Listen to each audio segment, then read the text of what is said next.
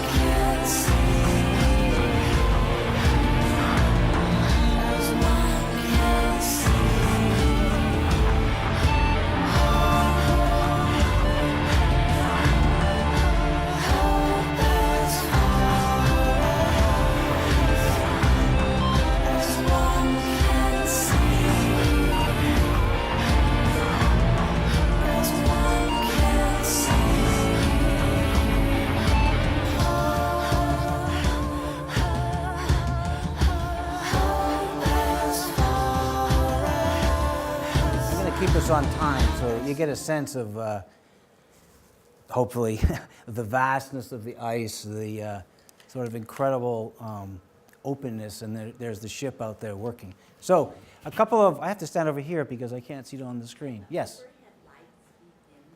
it goes all of a sudden totally dark, which I don't have a problem with, but I am not a pro at this. Do you know, Michelle?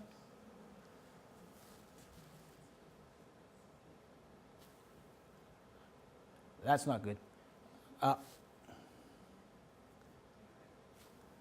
This is about as, if I do this, just bear with me, it's going to get dark. Is that acceptable? I can live with it, as long as you can live with it. So some quick facts. This vessel cost $200 million. That was paid with federal tax dollars.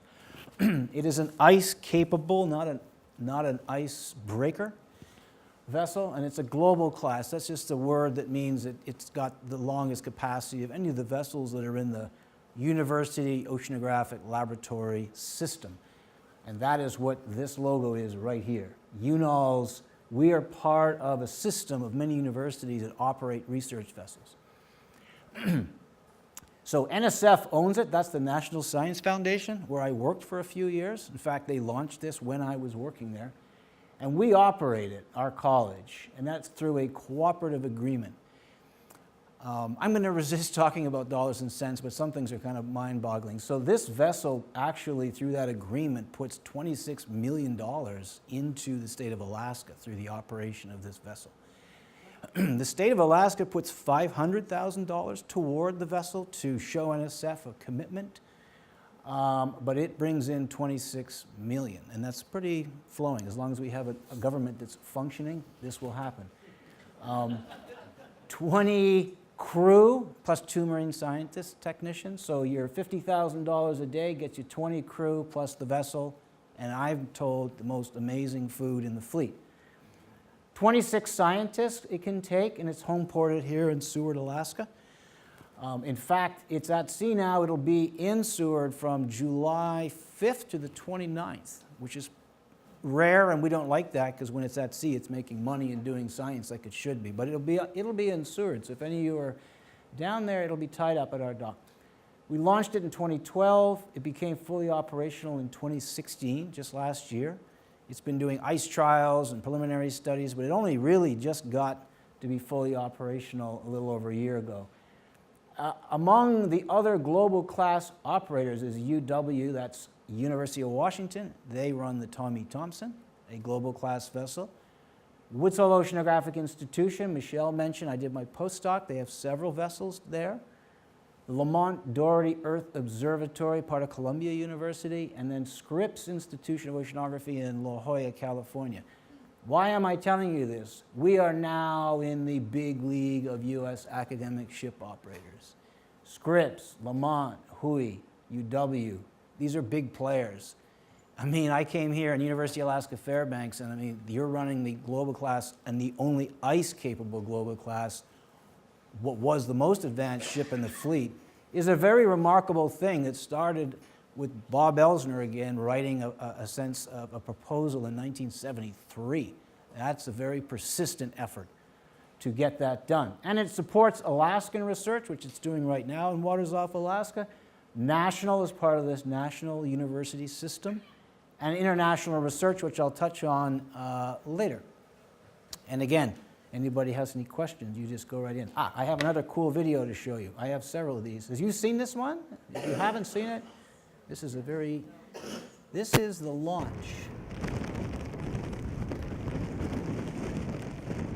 In Marinette, Wisconsin, 2012, October.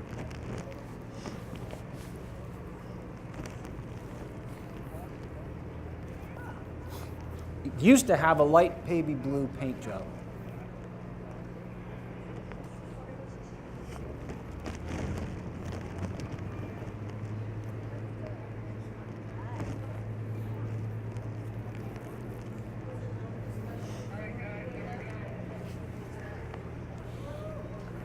I'm going to answer that one sec. I don't want you to miss it.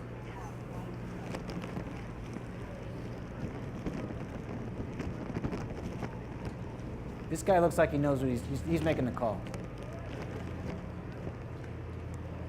The first dean, Vera Alexander, was here also with Bob Elsner at this launch. They christened it. the first dean of the school.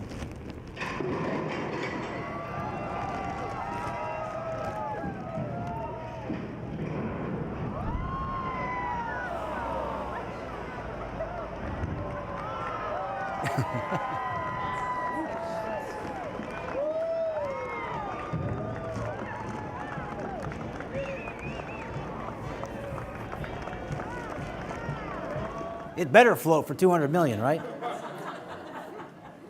Yeah. Rockin'. I'm sorry, what was the question again? Was it built specifically for you? It was designed by Glosson Associates in Seattle, and the UAF from beginning to end was the managing that whole process. So this ship, a major research infrastructure of the federal government, will be recompeted in 5 years. So any UW, I can tell you, I think they're going to be gunning for this. You have to recompete and be awarded the contracts going forward. So it's not our vessel, and we fight hard to get it. We've got senators, UW has theirs. We've got that vessel I would think will stay here. But it wasn't built for the place, and we need to make sure it stays here. This is just the long trip to Alaska. So here's where you just saw it splash down in Marinette, Wisconsin, and made its way, up through the canals, St. Lawrence, out through off Nova Scotia here, in Woods Hole. If you Wikipedia, you'll see a picture of it in Woods Hole Oceanographic Institution at the dock, down through San Juan, through the canal over to Honolulu. And then it started doing some work here, and I think I just talked to somebody, and maybe folks have seen it in Ketchikan or Juneau on its voyage here, perhaps. I understand Senator Murkowski was on board, either Juneau or Ketchikan, I can't recall right now. I was not here. Up to Seward, and then it did some ice trials, getting some gas at fuel at Dutch Harbor. So a very long way to get to its home port. And it's spent quite a bit of time getting prepared for its full operational duties in March of 2016, as I'd mentioned. Here's some facts and figures for those that probably know a lot more about ships than me. I guarantee you probably do, but it's 261 feet long. I'm going to go through the ones that I think are important. Its endurance is 45 days. Right? A global class has a longer endurance, and it's a bigger vessel than regional or ocean class or local vessels. It does around 14 knots in calm seas, and 2.5 foot of ice at 2 knots is its ice capability. Right? It is not breaking through multi-year-old ice. It's going through younger ice, hence the name, up to 2.5 feet at 2 knots. Takes on a lot of fuel, takes on a lot of water, makes water as well, 6,000 gallons a day. It has 4 diesel engines. They are putting out around 2,500 horsepower total, 5,700 British horsepower. It has these Z drives, which are azimuth drives. And what's interesting about that is this is one of the first vessels to have its propellers, its drives of this type, these Z drives. And in fact, the propellers, I don't have a photo of it, they don't turn, and like most outboard motors would have you, the propeller is pushing the water and you're going forward. The propellers face toward the bow and it pulls water, so it actually pulls water as it makes its way. They can turn 360 degrees, these 2 Z drives, they're pretty cool. You can pop them out and work on them without having to take the ship up to dry dock. So it's very, very techy like that. Like I said, 24 scientists, I should say, plus 2 techs. That's actually a bit low for a global class. We probably could have put more berths on the aft deck, but that is what it is. It was going to be a regional class, and then it just kept getting bigger and bigger, and now it's 261 feet long. Science vans, a lot of storage, a heated aft deck, et cetera, et cetera. So, yeah, it's the real deal. I want to just put up a few things about the greening of it. I mean, it burns a lot of diesel fuel, right? It actually has diesel engines that feed into electric motors. It has a double hull It is relatively quiet for that reason. Non-traditional bottom treatment, that is, that we put on bottom treatment that is less contaminant for the ocean. Optimized energy performance, fuel efficiency, waste and heat management system, reduced emissions. A lot of this is recycled on the vessel. It is one of the greenest, if you like, vessels in the fleet. I think it is actually the most green. Ballast water, our treatment are up to stringent standards, and propulsion and structural designs are such through the double hull as well, and the Z-drive to minimize radiated noise. I'll touch on that because there's certainly a big need to minimize any environmental or societal Alaskan Indigenous community activities. We don't want a big noisy vessel disrupting their subsistence hunting, for example, which I'll touch on. Another video. You came to the right place. This is a cool one. I really like this one. Turn the sound up.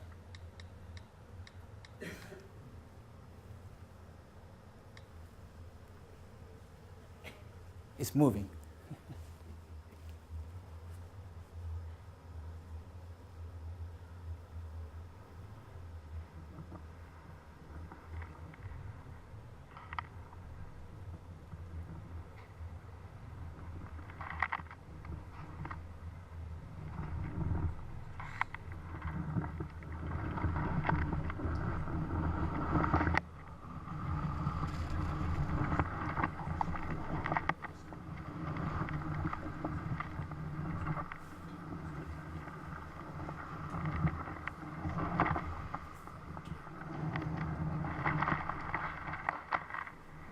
You see the wire here for the camera.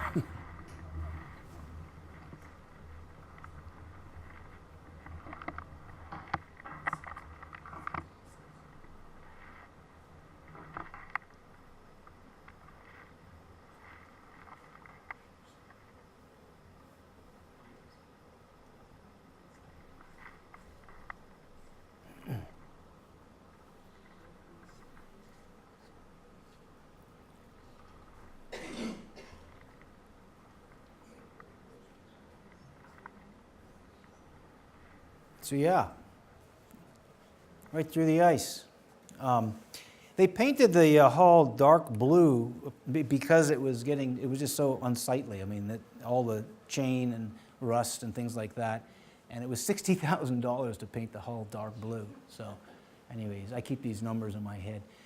Just very quickly with the science support capabilities, I mean, the vessel is built and has the tools to support ocean research on emerging critical questions in high latitude. It is designed to work in the Arctic, for example, but because it's global class, it can go anywhere. It can go to the Antarctic.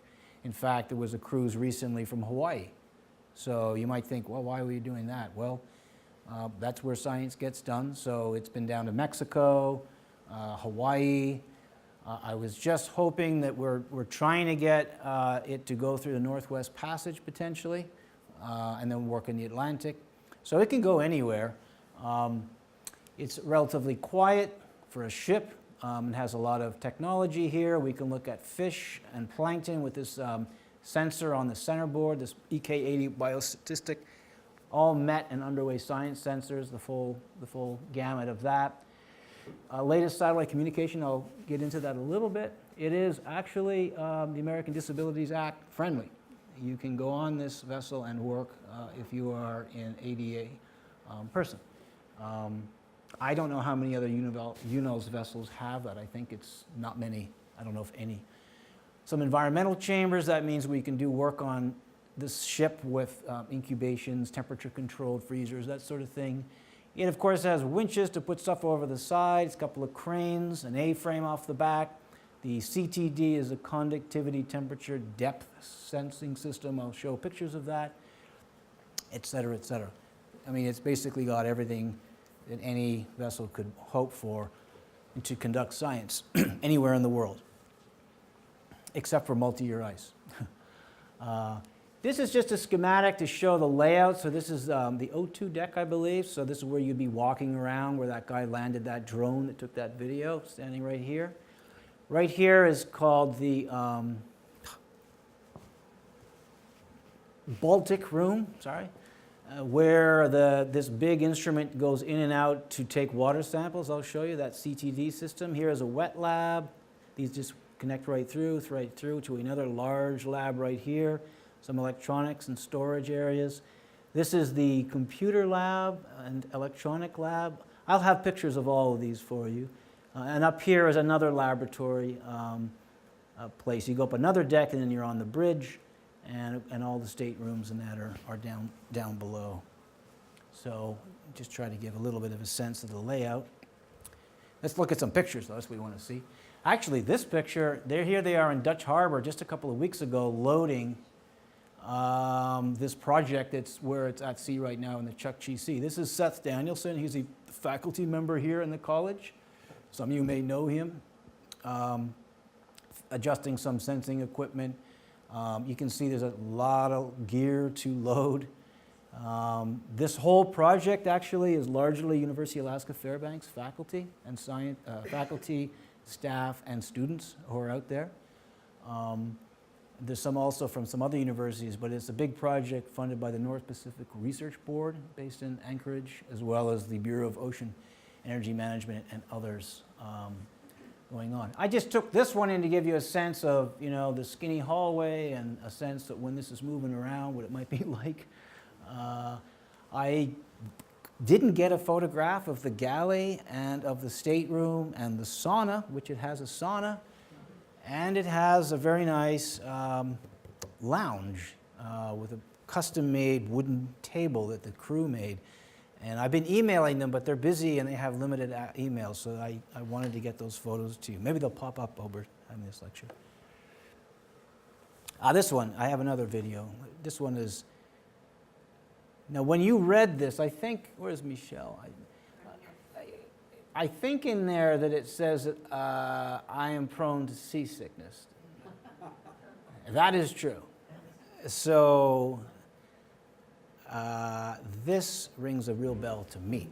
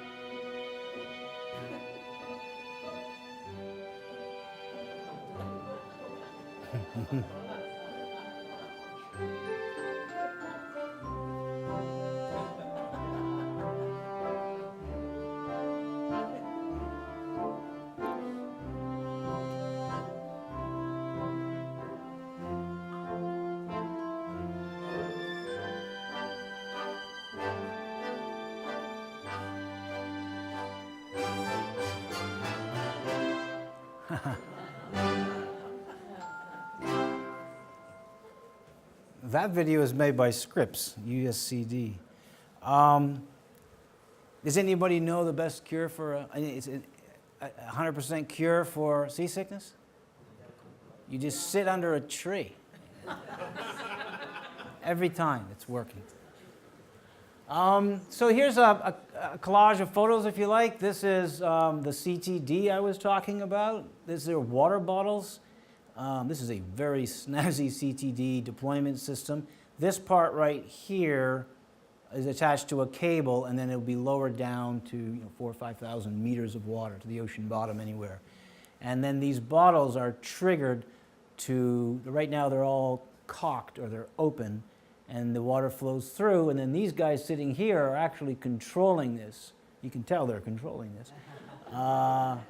With this whole system, they will trip the bottle at whatever depth they decide, and then the bottle brings up. In this case, these are 12-liter bottles. You can get 24-liter or 36-liter bottles.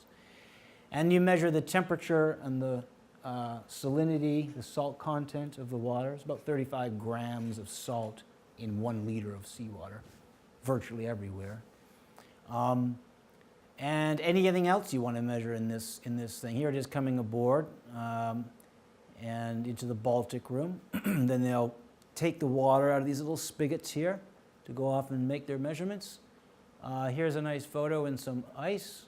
You can get a sense of the aft deck there. There's a container, probably with some scientific work going on. You can put containers on. They're heated and used for laboratory measurements, etc. If anybody has any questions, please don't be shy, because I can't remember everything to say. This is a really good one of the computer lab, I think.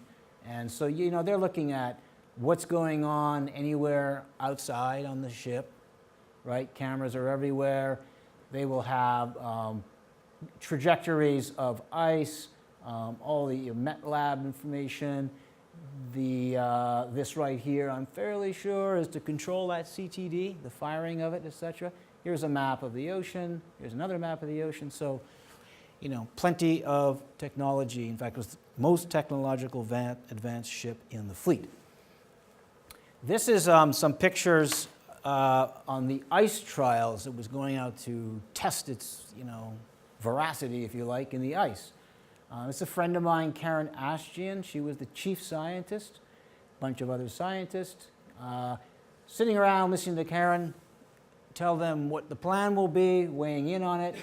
You can see at times what's it like. Part of the other thing was, what is it like to live and work on a research ship? Sometimes it's like playing cards and hanging out, meetings, looking at the screen, trying to figure it out. This guy right here is Bob Houtman from National Science Foundation. He's very much involved with the ship. Beautiful photograph. Todd Paris, you probably know Todd Paris, took this photograph. You can tell it's a gorgeous shot of the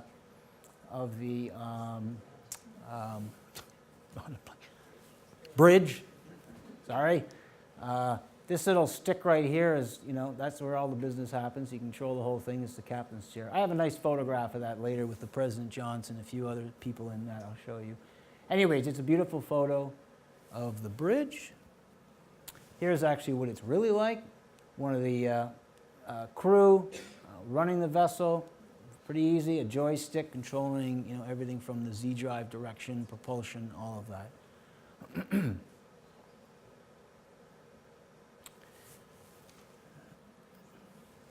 Here's one of the crew, probably an engineer, I don't know exactly. Down in the engine room, you can tell this is a new ship. This is a spotless engine room. I mean, this is a very nice, clean engine if you look around. And the crew is, you know, second to none. They're fantastic at running this vessel. Some more photos of sample collection. So in addition to water samples with the CTD, these are called bongo nets, sort of for obvious reason. And they put these over the side and tow them for a while and collect through this mesh here of phytoplankton, zooplankton. And they collect these and analyze these for various traits, you know, current processes, biological processes. This is an AUV system would go over and then be remotely controlled to go around and take measurements, what have you. Here's a guy, looks like he's fishing something out with a very long net, so you can take surface samples if you have the right tools. More nets being deployed to collect phytoplankton, etc. One thing about the vessel is it was hoping to be capable for fisheries research, and that was engineered out of the vessel due to cost. So it's not actually, although we're changing that, and I have a slide on that, it is not something that the fisheries scientists really use because it's not got the capability. It doesn't have the stern set up to do fish trawls and things of that nature. But we're working on that.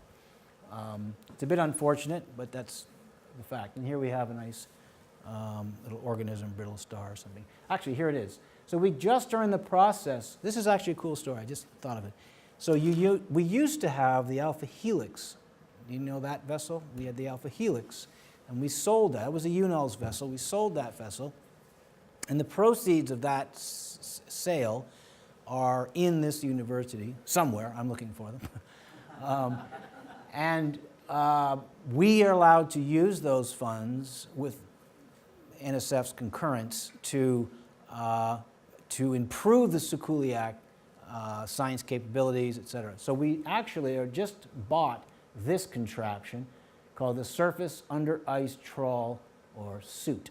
It's made in, this is not the Sikuliaq, this is the Polarstern, which is a German vessel in the Alfred Wegener Institute in Bremerhaven. And they built this thing, it's very large, to troll for zooplankton, but also fish. So this would actually, and actually under ice. I know what you're thinking, how the heck do you tow something under ice?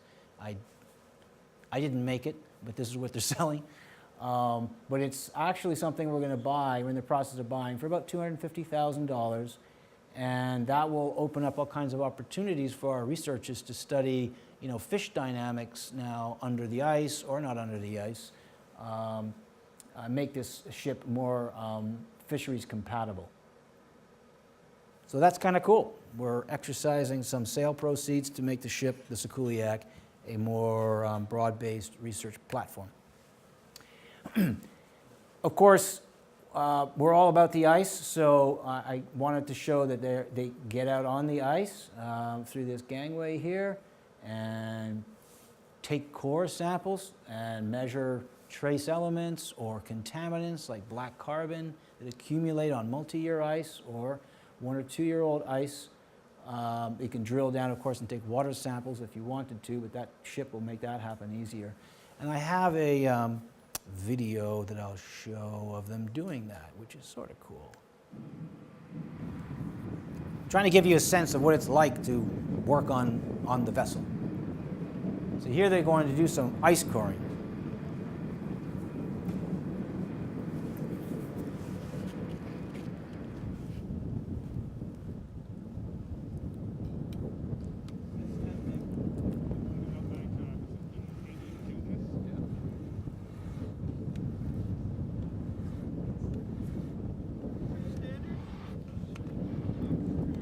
They do it by hand with these cores because they don't want to contaminate anything. They could use a motor or what have you, but for these samples, they want to be cautious in the sampling.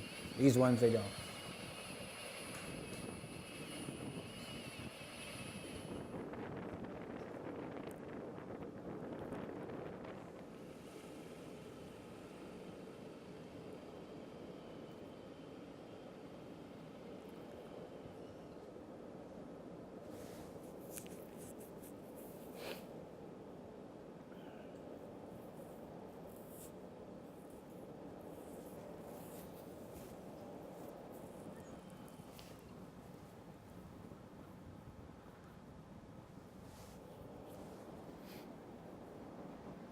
So they'll take these subsamples and cut them up like this, and then have a profile, of what they're interested in looking at in the actual ice.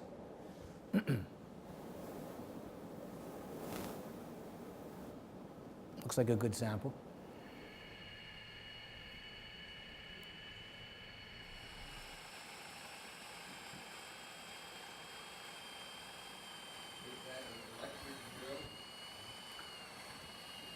I think it's probably battery-powered electric, yeah.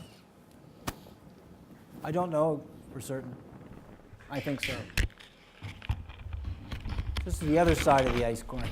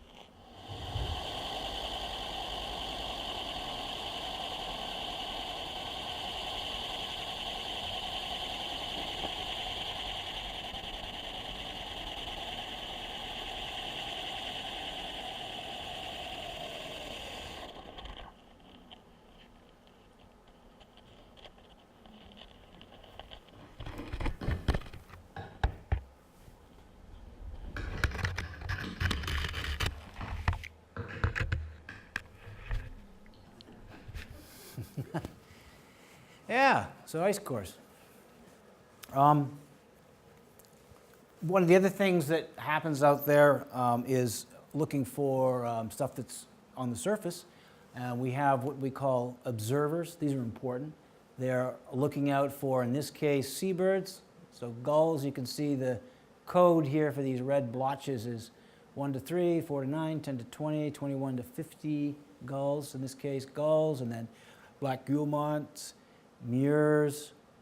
And so the observers will go out and record this, and this has a bearing on, you know, the food system and the food dynamics going on out there. They also will look at marine mammals. This guy looks like he saw one. Walrus here, showing their sort of numbers, if you like.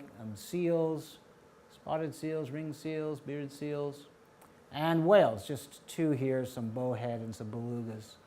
Harder to find the whales, of course. But the marine mammal and seabird observers are always participating in these because it's important, particularly for subsistence hunting, to beware of interfering with their natural habitat. On that note, this is a very cool thing, I think. This is a first for the university. This situation up here, you were more exposed to that than I was at the time, but you know, Shell was going to come up and drill, and there was all kinds of Shell no and all these things.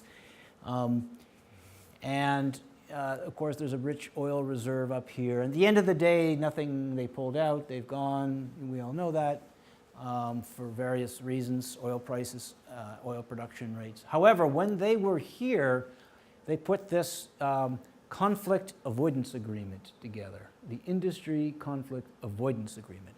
And why I put this here is because this was signed between Exxon, Salus, Hilcorp, SA, Fairweather, many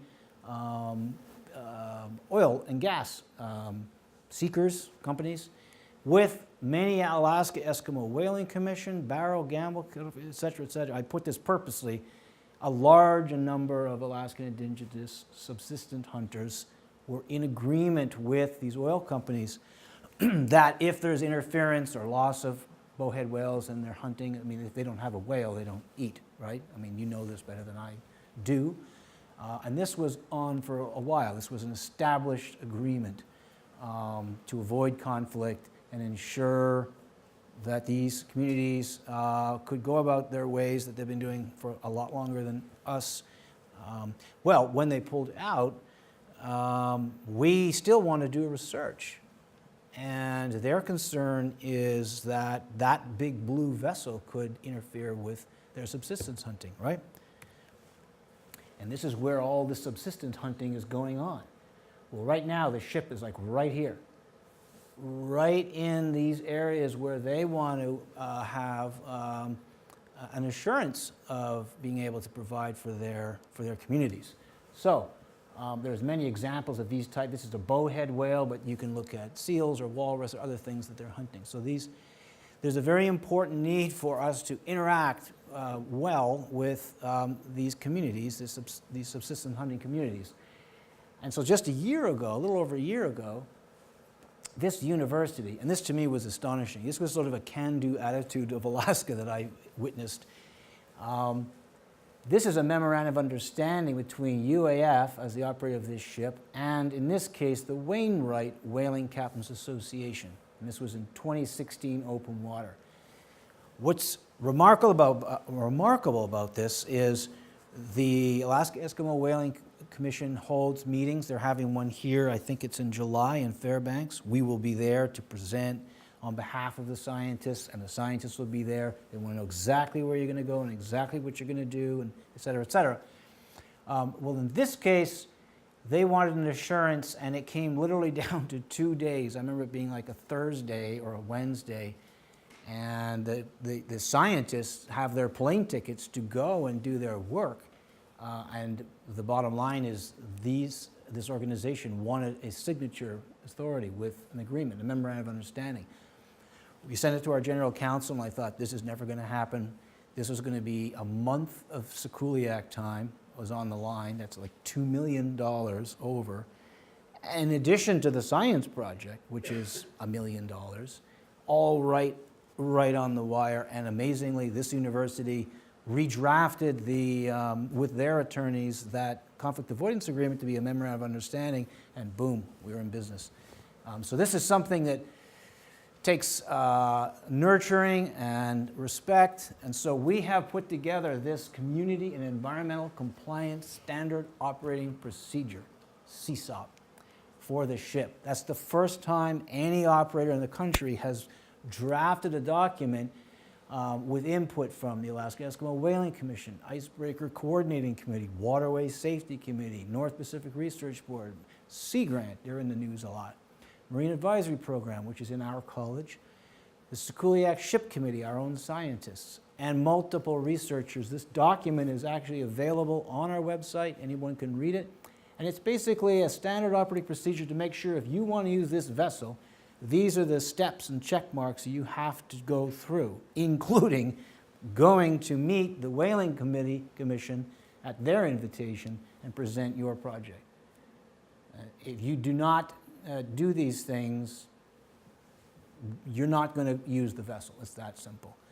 And I'm actually going to present this at an Ice Diminished Arctic Symposium in D.C., Washington, D.C. in July, with like all very important people, our Senator Murkowski, Senator Sullivan, the Admiral of the Coast Guard. Because, you know, this is a very big deal. There is no more shell up there, and as long as there's no more shell to help support what could happen, it falls on this university as the operator of that vessel. So we've put a lot of attention into this. We have a public information officer, Lauren Frisch, who's excellent, and we have a lot of attention put toward that. It's, to me personally, like a pretty interesting aspect where you have long-standing Native communities interacting with a vessel, interacting with a university, and the National Science Foundation. Like it's a very policy complex matter. I think it's fascinating, actually. In that regard, we would like to have a sound profile of our vessel. You'd like to tell these communities, our vessel is this noisy at that distance. Guess what? We don't have that capability. We are not there yet. But we have some information. It's actually a very complicated thing to figure out. This is a lot of information. I'm just going to tell you that it's a frequency plot, frequency spectrum. This is basically noise against frequency. There's long frequency, high frequency, right? Shrill noise, low, long noise.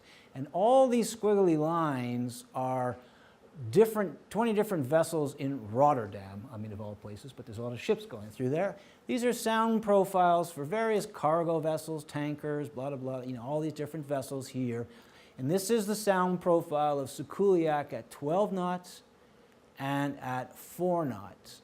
And the take-home message is that at slower speeds, we're quieter than almost any of these industrial vessels, these commercial tanking vessels.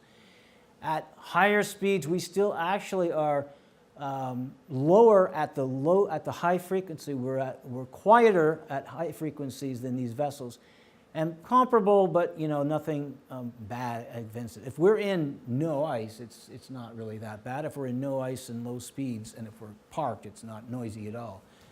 The point being, there's more work to be done on this, but we're trying to get to the point where we could, you know, tell everyone what our sound profile is, and then address, here's the question you get. You can't tell me that that vessel at 5 nautical miles or 30 nautical miles has this decibel in the ocean and it will not affect the bowhead whale hunt. And you know what?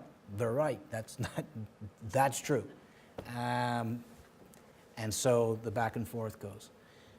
But I find them to be quite wanting to work together. I'm kind of realizing I've got 10 minutes to go, but I'm going to, might have to go a little bit over. Apologize for that. The videos, I'll blame it on the videos. I mentioned that it is a technologically advanced vessel. The UAF and this UNOLS organization on global class vessels collaborates around information technology, IT, right? So we are locked and loaded with IT. I'm not an IT person, but believe me, it's off the charts. Here's our IT guy, John Haverlack. I don't know if anybody you know him. He's our IT manager for our college. He interacts, the point of this slide is with the university, with the other global class operators. This fellow at University of Washington, this person at Woods Hole Oceanographic, Laura, and this person at Scripps Institution. They're in constant contact to put together a satellite network advisory group that will better coordinate all of the communications, not only on Sikuliaq, but among the UNOL's vessels. John would be happy to tell you more about that. In the interest of time and expertise, I will move on. But one of the cool things that has been developed here is this web-based GIS map server. This is unique to this ship and to this university. And it's an overlay of multiple GIS maps, ice profiles, ocean currents by these red dots, bathymetry here, clearly the coast right here, coastline, prior trajectories of vessels. This all was put together by our staff working in support of the Sikuliaq. This is actually highly desired by other vessels as well, but it's very important for the Sikuliaq operating in treacherous waters. All of this information on ice goes to the National Ice Archive as well, so we serve that role as well. I mentioned, so Alaskan communities are engaged with us, certainly our scientists. The national system, we're working in Mexico or Hawaii by any university that gets funded to use the vessel. On the international scene, this is a very cool thing called the Arctic Research Icebreaker Consortium. The reason this is in pounds is because it's put together by that same German institute, the Alfred Wegener Institute. And they put this nice graph together with all of the icebreaker and ice-capable vessels. Here's Sikuliaq with their lifetime, 2014. It'll be done in 2044, 27 more years of life. And a couple of vessels that are being built. The Kronprins Haakon, a Norwegian icebreaker, will come online in 2017. You may have heard the Sir David Attenborough boat in England and a new Polarstern in Germany. And here's some existing vessels.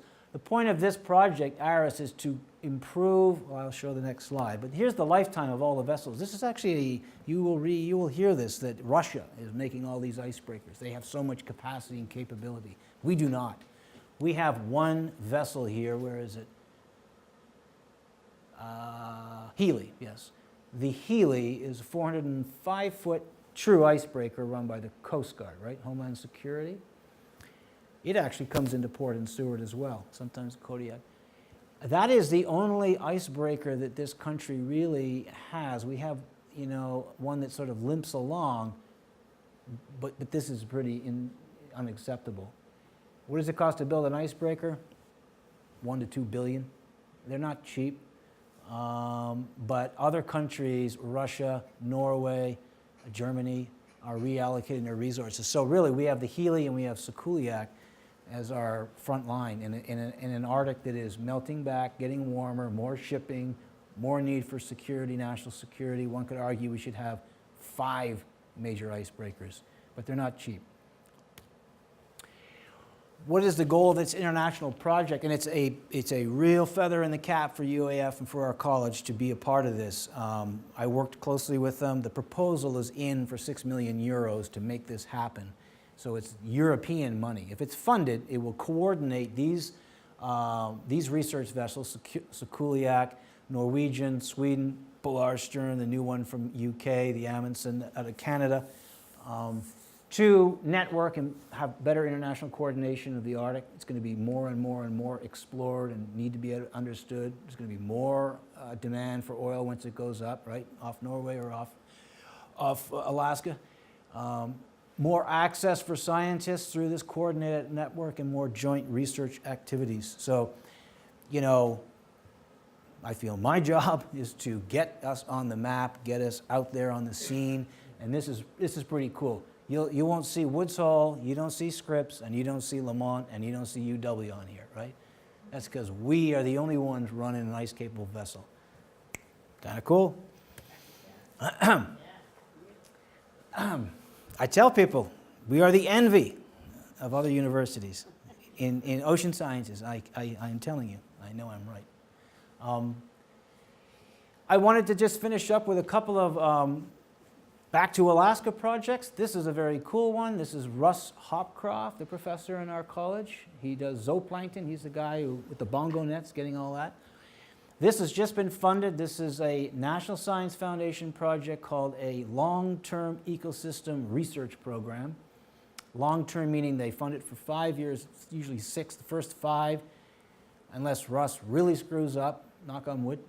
This is being recorded, apologies, you know. We will do a good job.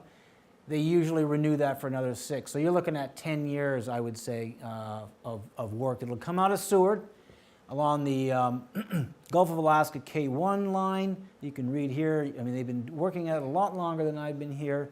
You know, decades of science that have been going on here, patched together with this project and that funding and, you know, and ships that aren't the Sikuliaq.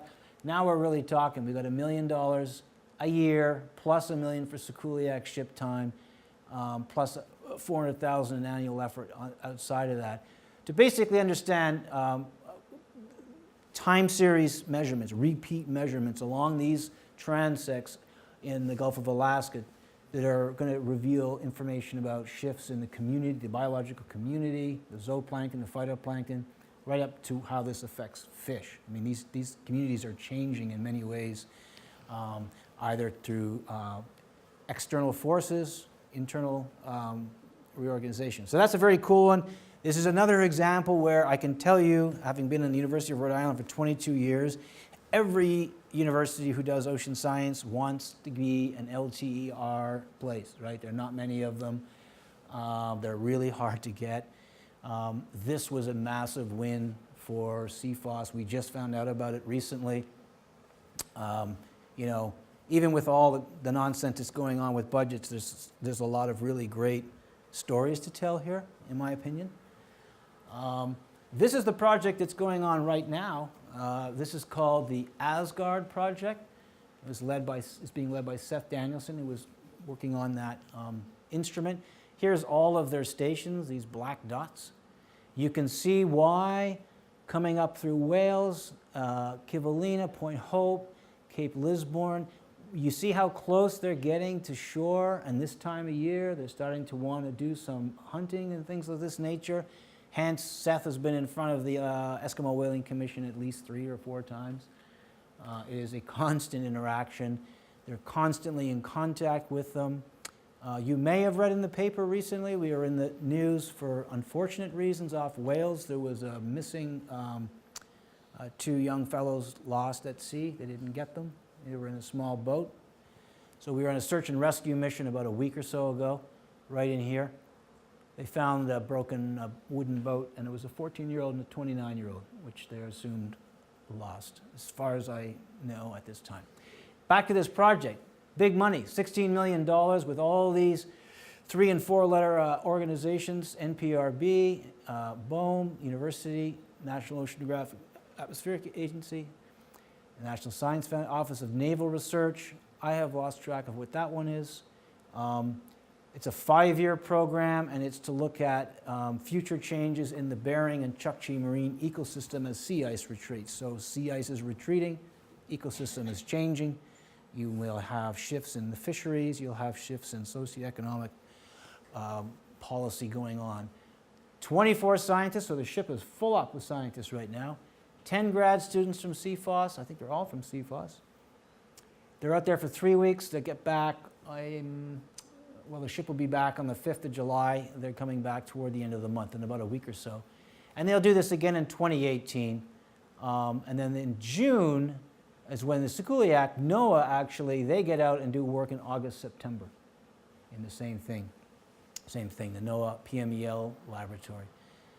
So that's 2 very large projects that are exclusively really using the Sikuliaq. I should have mentioned, if you do want to use the Sikuliaq, the way it works with this oceanographic laboratory system, say you're at the University of Rhode Island, where I know. I want to work in the Arctic. I want to do studies like this. So you write your science proposal to the National Science Foundation, and you submit a cruise request, and you say, I want to use the Sikuliaq to go to all these stations, and your project is $16 million or whatever, and this now is going to take, say, 3 weeks at $50K a day. You know, you do the math. If you're successful in your science project, forget the ship, if you say, this is something that we think we should fund, and that, by the way, is done through a peer review system. It's very, very competitive. If this is funded, then NSF will pay the ship time. Here's the little wiggle on this project. Seth was primarily funded from the North Pacific Research Board, not NSF. So North Pacific Research Board is paying for these ship days in addition. Yeah.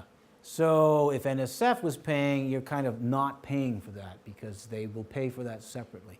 So this gets into a complicated thing. If ONR is funding you, or BOEM, or MPRB, any external agency other than NSF, you know, it's up to you to find the money to pay for the ship. Well, guess what? I mean, schedules change, weather comes in, you know, $50K a day, the meter, it's like a taxi. It's just, it keeps going, right? So it's a real juggle to do that. But the point is, this is not our vessel, right? This is a system vessel that we operate. It's owned by that National Science Foundation. Anyone can write a proposal to use it. And the more people that write proposals to use, we like that very much, because that ship we want to be at sea, bringing in the bacon. Now, I did say that I get seasick. So, like, here's a picture of me. I have been on the Sikuliaq. I'm sitting there in the commander's chair, if you like. This was actually in Seattle last August. We had a nice reception to kind of highlight the ship and attract, you know, donors, etc. In fact, the donors paid for much of this. This is our president, Jim Johnson, over here. I'm like, yeah, Jim, let me have a crack at this, you know. Leadership. That's Pat Pitney, works in the governor's office. This fellow is the CEO of Alaska Communications. I forgot his name. Apologies. This is my daughter. Flew from Rhode Island to see the ship. So this is my kind of a cruise. You know what? Tied up at the dock. I like that. Sit there. It's like stable. It's very good. The other thing I wanted to point out is we're big into social media, and I actually just got an Instagram account. I am not a social media person. However, it's the coolest name because it's called Sikuliaq. Is the handle, I guess. So I encourage you to join that. We, at this time, had 90 followers, and Lauren put this together. And the more followers, it'll eventually become a hashtag, Sikuliaq.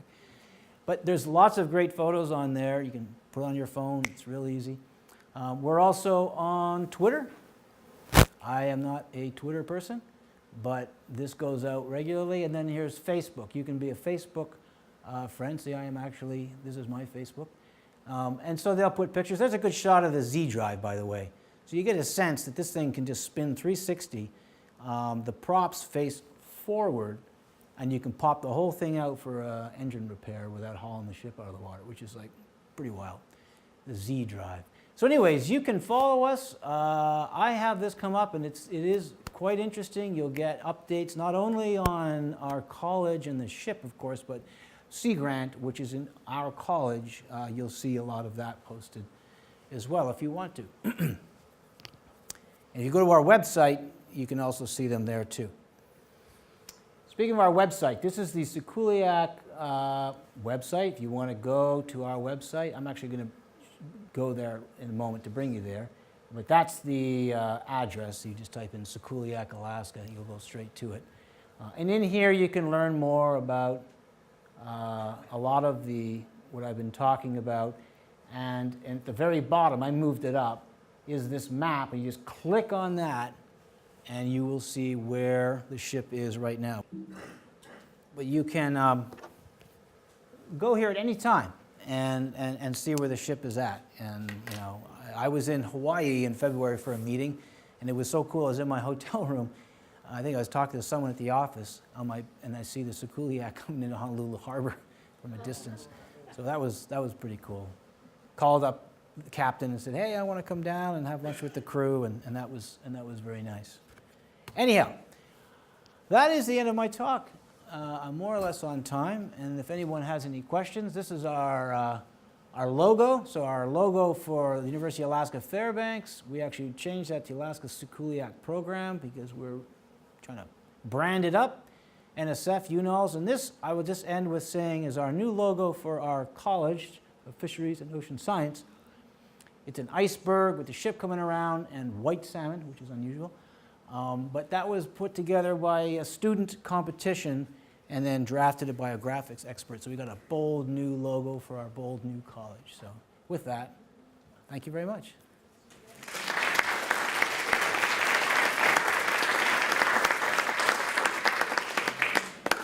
Does anybody have any questions?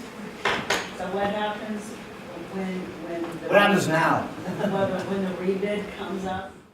Yeah, well, all hands on deck, to write the recompete proposal. And that goes for review. It goes out for review to the science community, and NSF makes the determination who will be the operator. So it seems to me that could be as important to us as trying to keep our military here and things that this community gets involved in. Well, I thank you for that, but I think the military is going to be a much bigger deal for Fairbanks, but it's a very important thing for the university and for Alaska. I mean, one of the reasons I wanted to give the talk is to communicate this asset is a big deal for the state of Alaska. And admittedly, it's always at sea. You're not going to see it. How would you know? But yeah, in terms of money spent, $26 million into the community of Alaska's community is a lot of money. Apart from the prestige and all the rest of it. It also requires this unit, this college, to demonstrate the use of it. You can't just operate it and never use it. But I feel that puts a bit of a competitive edge because you write proposals to NSF or NPRB, they know that they want that ship used, and so you're the operator of it. You know it better than anyone else in principle.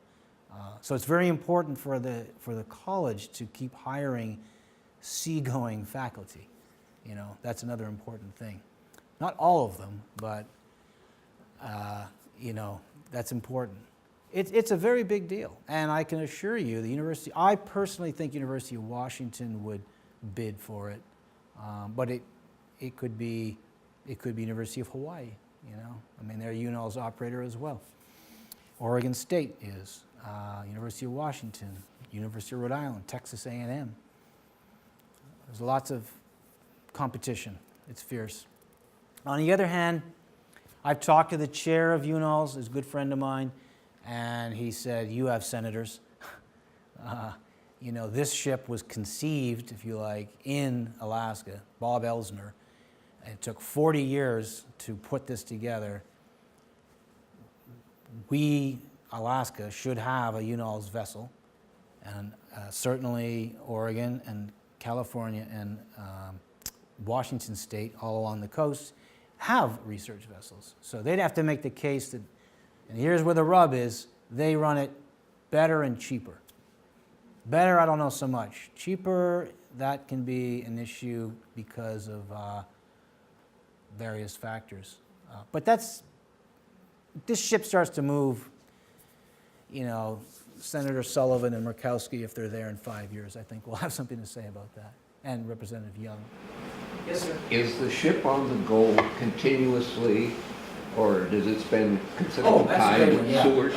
So no, not continuously, but the optimal ship days per year are about 270, 280. And if you actually, our contract at 270, 280 is $13.5 million, a cooperative agreement. So if you divide $13.5 million by 270 or 280, you come out to about $50K a day. And so it's laid up, for about 3-4 weeks a year, like it'll be in July. That actually is happening because we lost a cruise, which is very unfortunate, to another ship. But it's not 365. It's about 270, 280 is the optimal ship days per year. Right now, next year, calendar year 18, we're at about 180, 190. NSF has warned it's a lean year. That's not good. That would translate to a loss of about $330,000 of indirect cost recovery revenue to our unit. So there may be state decrements going on in Juneau, but we need to, bring in revenue streams elsewhere. So that vessel, not only for the state of Alaska, but for this university, is basically $1 million a year in revenue. Indirect cost recovery revenue. Unrestricted. The real stuff. Yes, ma'am. How often do Scripps, University of Washington, how often do they have projects On this vessel? on the Sikuliaq? So the cruise that we had to sign the MOU with, that was that's the Oregon State University-led cruise, and the Virginia Institute of Marine Science. I mean, they're the ones that were in jeopardy of losing it. We had University of Maryland out. I thought they were in Mexico, but I think that's wrong. University of Washington used it for about a month or so from Hawaii, coming over towards offshore of Oregon. Was that on On the Sikuliaq. the first trip? Was that on the first trip or more recently? That was just a few months ago. So I can't remember exactly, who's using it at what time, but it's used. But Scripps has used it. Canada has used it. Ocean Networks Canada off Victoria, Vancouver Island.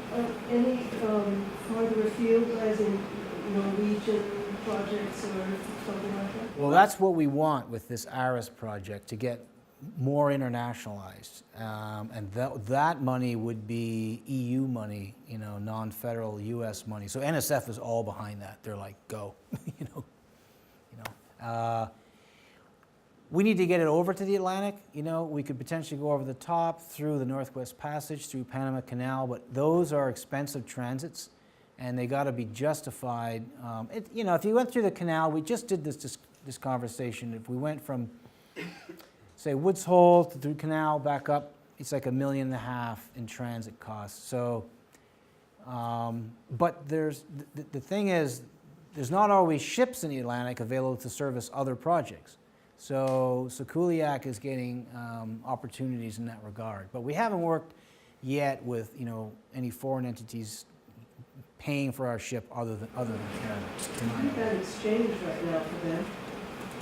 Yeah, exchange. it's a bargain. No, I mean, it would be very expensive for them at the moment.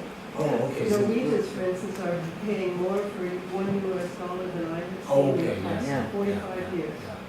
In that way, they're not likely to fall all over themselves to pay $50,000 a day.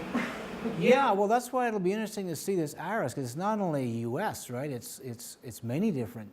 It's Canada. I'm not sure how this is all going to work. I mean, we're in the proposal, and it sounds great. €6 million is really not that much money. I have to wrap it up, it looks like, because I'm going to lose my what? My. Pardon me, if there's any other questions. He's doing this, but maybe get one more. I don't know. No, we're good? If you're in Seward, go and see it in July. How far south has Sikuliaq been? Has Sikuliaq actually worked south of the equator yet? Well, it went through the Panama Canal to get here. I don't know if it's been south of the equator. It's been over in Hawaii. Of course, it's north. I don't know of anything farther south. I don't believe so yet. Not necessarily, it was curious, that's all. Well, we were talking about trying to get it down to the Antarctic. That was my point. Yeah, we could work It there. is pretty far from there. It is, but that's brought up. You can keep it going all year. Exactly, in ice, yeah. In being in polar waters, you mean, yeah, ice, yeah.